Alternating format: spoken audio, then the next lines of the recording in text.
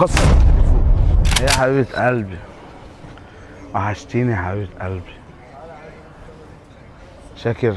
شاكر ده مش سايبني، يعني انا اسيب لك المطعم واقعد هنا عشان اعرف اتكلم في التليفون تطلع لي في التليفون؟ لا طبعا مش هعرف اقفل معاك، اما انا جاي هنا عشان اكلمك. لا مش هقفل، سيبك منه. المهم وحشتيني يا حبيبة قلبي.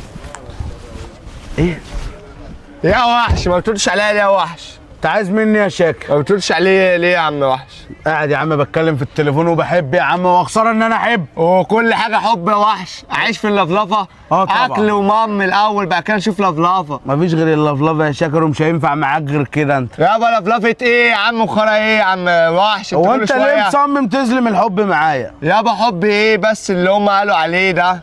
حب ايه اللي هم قالوا عليه؟ طب من اجلك اهو يا شاكر انا هكسر التليفون. طب ينفع كده؟ ما انت خنقتني. ما هو برضه ما ينفعش كده، ما التليفون ده بيجيب من اكل العيش، انت ماليش بتهرب فيه. منه. في داهيه التليفون. طب عشان خاطر الوحش يا جدعان كسر التليفون، كل واحد هيدوس لايك هنجيب له بيه احلى تليفون. بخ